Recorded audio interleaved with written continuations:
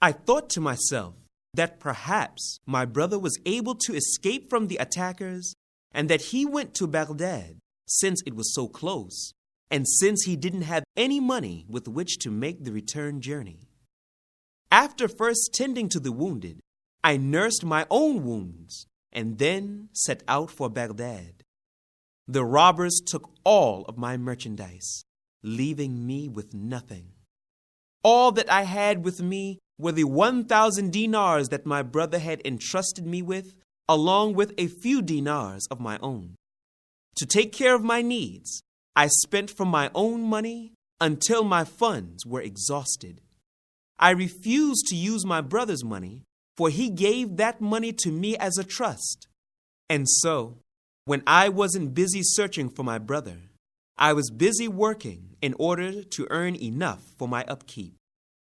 This continued for an entire year, and still I could find no trace of my brother, and still I kept his money safe with me. Then I became sick and was no longer able to work. It is a little while now that I have been sick, and I have felt for a while now that my sickness is fatal. Having no one to take care of me, I came to this forsaken place to die. When I die, I hope that you will wash my body and bury me. And I want you to take the money and find my brother Mahmud. If you find him, then give him the money. If you don't, then do with the money as you please. During that night, as Yahya was sleeping, he heard the sick man utter the testimony of faith and then make a croaking sound. Yahya looked at him and knew that he had just died. As no one else was there, Yahya, all by himself, went about the duties of washing his corpse, performing his funeral prayer, and burying him. Also, he took the bag that contained the money. He no longer had any reason to return to his hometown of Al-Dawr. After all, he did promise to search for the man's brother in Baghdad. Also, he had a new supply of funds that he could use, only when necessary, of course, for his upkeep. And so, he returned to Baghdad on the following morning, and on his way, he stopped at the fruit store to pay for the grapes and to reclaim his cloak. He then went to the shores of the Tigris River, where he found a boat that was taking people to the other side of Baghdad for a fee. After he boarded the boat, Yahya found out that he would have to wait about half an hour before it would depart. And so, he began to pass his time by engaging in a conversation with the boat's captain. Finding that the captain's accent was different from that of the inhabitants of Baghdad, Yahya asked him where he was from. He said that he was from Khurasan. Yahya then asked him why he came to Baghdad, but the captain refused to go into the details of his story, saying that it brought back painful memories and that it was no one's business but his own. But Yahya persisted, insisting that he tell him his story. The man then began his story by explaining that he and his brother Ahmed were businessmen from Khurasan, and that they had planned to come to Baghdad in order to buy merchandise. He then went on to give an account of their journey, telling it exactly to the minutest detail as the man who died in the masjid had told it. When he got to the part of the highway robbers attacking the caravan, he said, "Just before we reached Baghdad, a group of highway robbers attacked us and stole all of the goods that were with us. They killed some and injured others. As for my part, I was able to flee from them before they reached me. On the following day, I returned to the scene of the attack, and though I searched hard and long among the corpses and the wounded, I could not find my brother. It seems as if he became overambitious and wanted to keep the 1,000 dinars for himself. I think that he took the money and ran away with it. leaving me to deal with the hardships of poverty. I then came to Baghdad and sat down to rest on the shores of this river. The owner of this boat saw the sad expression on my face and asked me if there was anything that was wrong. After I told him my story, he offered me a job on this boat, telling me that he had become old and weak and could no longer work on it by himself, and that he had no son who could help him. I worked with him, and after a short while passed, he married his daughter to me and gave us a place to stay in his house. Then, a few months ago, he died. May Allah have mercy on him. Yahya then asked him to describe the bag that he had given to his brother. After the man gave a correct and precise description of the bag, Yahya became certain that he had the right man. He took out the bag and gave it to the man, who practically fainted. Yahya sprinkled water onto his face, and when the man came to, he exclaimed, "Where did you get this from?" After Yahya told his story, he said, "Indeed, your brother did not run away with the money. Rather, he was searching for you throughout Baghdad in order to return the money to you." The man said, "Allah's mercy is indeed vast." Yahya then asked him to count the money. And when he saw that a little was missing, Yahya told him that the missing money was used to buy grapes for his brother. The man forgave him for that amount and said, "And here are 10 more dinars for you." Now that he was in Baghdad and had some money with him, Yahya thought to himself, "As long as I am here, why don't I return to the job office and ask them if there is any employment available?" When he arrived there, the clerk said, "Where have you been? We have been searching all over for you, for a position in the ministry has just opened up, and that position is yours." Based on his skills and knowledge, Yahya was constantly being promoted in the ministry until he became treasurer for the ruler of Muqtafa li Amrillah. He also became an official scribe for the ruler. When al-Muqtafa li Amrillah became certain of Yahya's skill, trustworthiness, and sincerity, he appointed him as governor in the year 544 Hijrah. Yahya continued to serve in that position throughout the rule of al-Muqtafa li Amrillah, and then on into the rule of his son, al-Mustanjid lillah. In fact, Yahya remained governor until he died in the year 560 Hijrah. May Allah have mercy on him. Virtue and integrity. During the first part of the Abbasi rule, a man from the tribe of Shayban had a very delicate government job. Every morning, it was his duty to patrol the streets of the marketplace until noon, to observe what people said and did, to write down the main doings of the day in a report, to stamp that report, and to then send it to his superior. His superior would gather all of these reports and present the most salient aspects of them to the ruler. This was supposedly done in order to ensure peace and stability in the country. One particular morning, after he finished making his rounds in the marketplace, the man became preoccupied with some other business. And so, after he stamped the report, he called his nephew, whose name was Ahmed, and said, "O Ahmed, do you know where my superior works?" "The place that I go to every day to submit my reports." The young boy said, "Yes." His uncle said, "Then go with today's report and submit it on my behalf to my superior, and tell him that I became preoccupied with some important and sudden personal business." After he took his uncle's report, the boy began to walk towards the heart of the city, where the office of his uncle's superior was located. Had he followed his uncle's instructions, nothing significant would have happened, and there would not have been any reason for history to remember this story. We only remember it today, 14 centuries later, because the young boy did something wonderful, something that indicated what he was going to be like when he grew up. On the way to the heart of the city, the boy had to pass a bridge that was located over a river. And as he crossed the bridge, he began to say to himself, "O Ahmed, you are indeed young, yet you know what your uncle does. He writes what he hears people say and what he sees people do in the marketplace.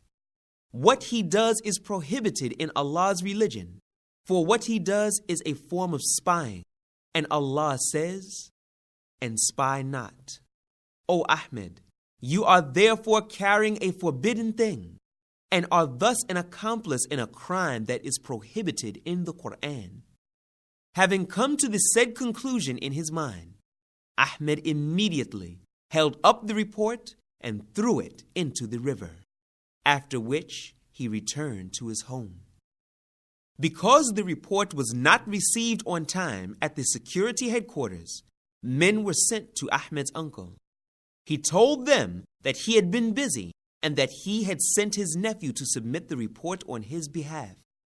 The boy was summoned, and when he was asked about the report, he straightforwardly said that he had thrown it into the river. The officers who had come were shocked, and they wondered why he would do such a thing. They asked him for his motives, and he said, "Because it," meaning the report and all that it involves, "is forbidden. It is a form of spying, and we have been prohibited from spying, and I don't want to implicate myself in that crime." The officers quickly returned to their headquarters and told their superior everything that had happened and everything that the boy had spoken. When they were finished telling their story, their superior clapped his hands and said, "Such is the integrity of that young boy. But what about us?" From that day forward, people began to treat that young boy as if he were a prominent and well-respected man in society. And do you know who that young boy was?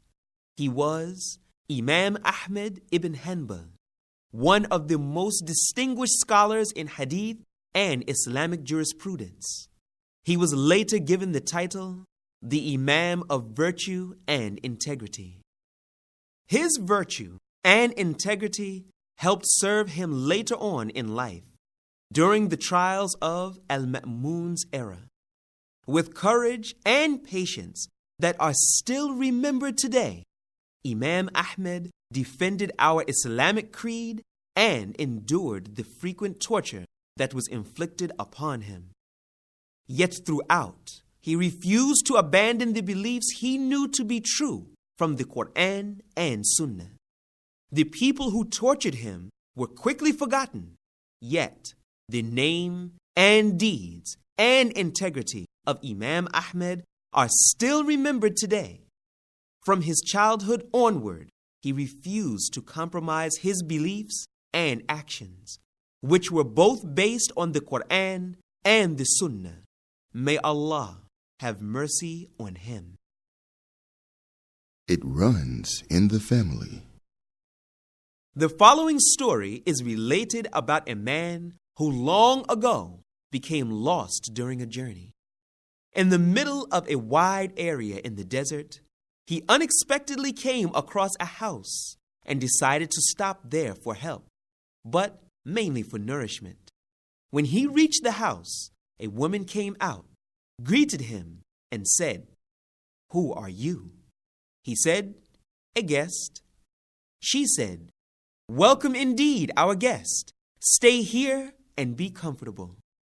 She did not lose much time before serving him food and drink, and while he was eating, the man of the house approached and asked, "Who is this?" His wife said, "He is a guest." He said, "Not welcome is he, for what do we have to do with a guest?" Of course, feeling insulted and unwelcome, the lost traveler had to leave. fearing that the miserly host would hold him accountable for the food that he had already eaten.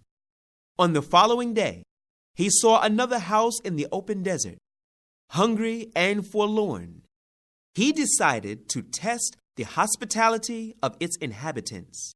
Again, a woman met him first, and she asked him, "Who are you?" He said, "A guest." She said, "Not welcome is a guest over here, for what do we have to do with a guest?" As she was speaking to him in that uncouth manner, the man of the house approached and asked, "Who is this?" His wife said, "He is a guest." He said, "Welcome indeed, our guest." He then came out with delicious food and served it to his guest. While the traveler was eating and drinking, he mused over the events of the last 2 days and smiled. The host asked, "Why are you smiling?" The traveler told him about the husband and wife that he encountered the day before and expressed his amazement over how opposite the members of the two households were. The host said, "Do not be amazed, for the woman you met yesterday is my sister, and her husband is the brother of my wife. Each has been stamped by the predominant characteristics of his or her family." A confession. My story is plain enough. Nothing strikingly poignant about it, but I tell it to you so that perhaps you can learn from my mistake. My marriage began as a very happy union between my husband and me.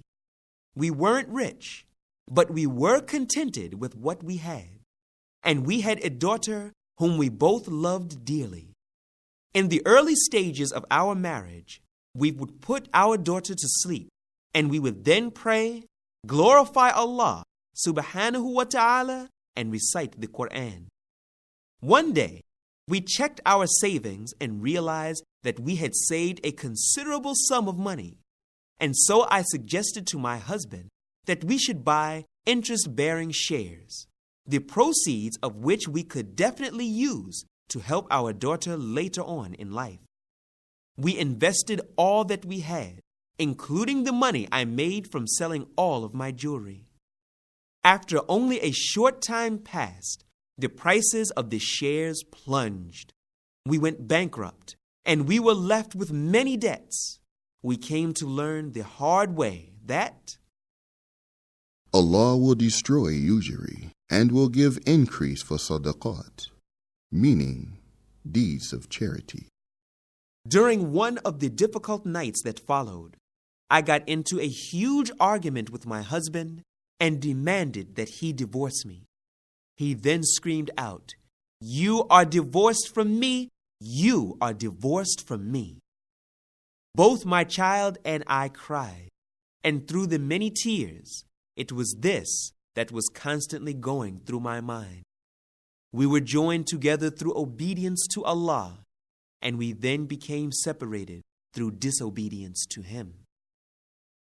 Let no one issue an Islamic ruling while Imam Malik is in Medina. The phrase of the title above is one that we hear often when the biography of Imam Malik is being discussed. It indicates his high ranking among the Muslims and his profound knowledge. In the following story, we will see what occasioned the use of that phrase for the first time. It is related that on one occasion, when a woman in Medina died, another woman came to wash her body. The corpse was placed on a table, and the woman began to wash it, beginning by pouring water over the corpse and rubbing over it with her hand. When she reached the dead woman's private parts, she said, "Frequently have these private parts been engaged in illegal sexual intercourse." After she said that, her hand became stuck to the body of the deceased woman, and as hard as she tried, she could not separate her hand. She quickly closed the door of the room so that no one could see what had happened. But outside, the family of the deceased woman was waiting for her to come out, so that they could then proceed with the funeral preparations. When they got tired of waiting, a woman among them entered and saw what was going on. They all tried to separate the woman's hand, which mysteriously became glued to the body of the deceased. They asked scholars about what should be done. Many among them were bewildered as to what they should do, and others differed among themselves. Should a part of the deceased body be cut so that the woman's hand could be saved? Or should the woman's hand be cut and buried along with the corpse? Finally, everyone said, "Why should we differ among ourselves when among us lives the scholar of Medina, Imam Malik?" When they asked to meet with him, he came to them, and standing behind the door, he asked the afflicted woman, "What did you say about the deceased woman?" She immediately confessed the truth, admitting that she had accused the deceased of having fornicated. The Imam said, "This woman has accused another of fornication, and the punishment for such an accusation, when it is not supported by clear proofs, is 80 whippings." He gave the order, and the woman was then whipped 80 times.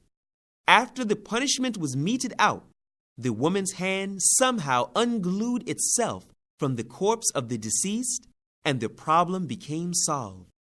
From that time onward, people in Medina would say, "Let no one issue a legal ruling while Malik is in Medina."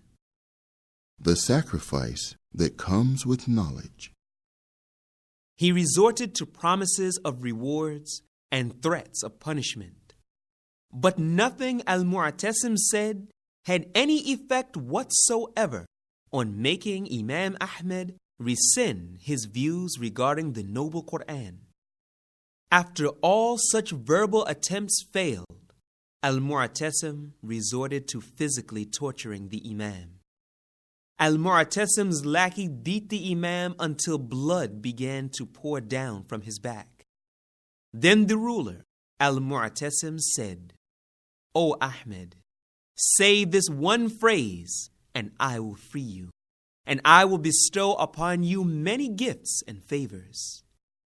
Patient and steadfast as he was, the Imam said, "Instead, give me one verse or one hadith that supports your view."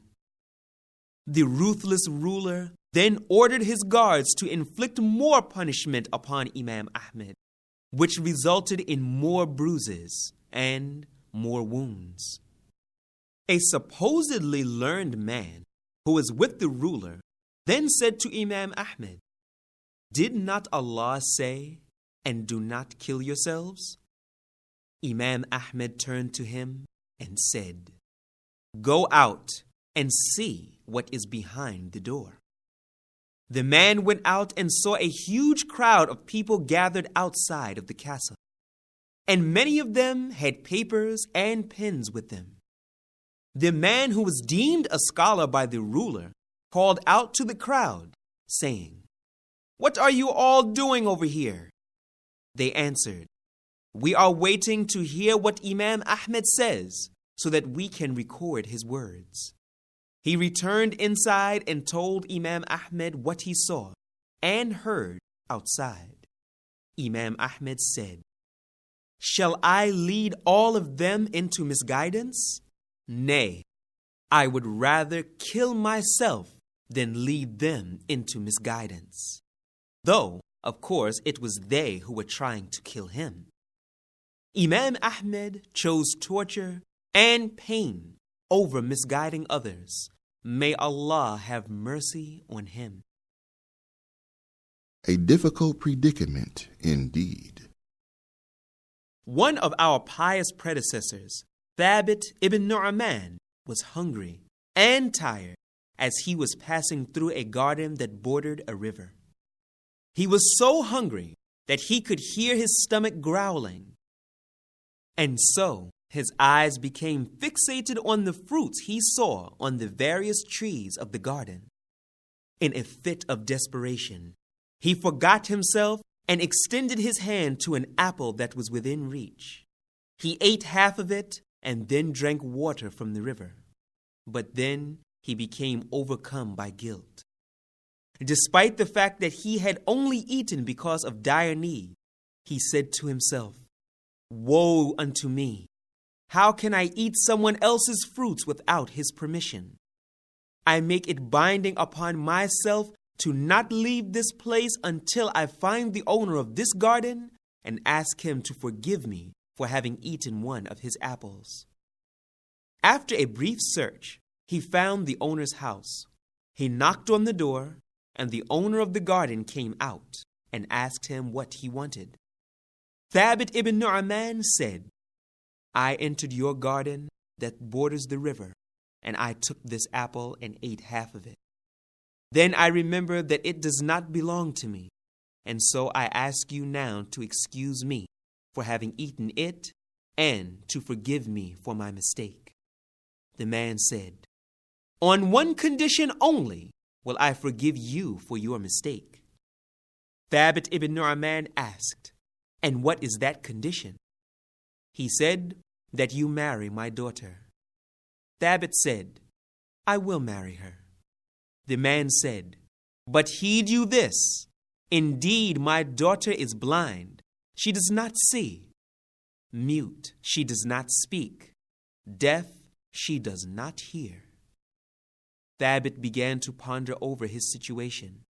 A difficult predicament indeed did he find himself to be in now. What should he do?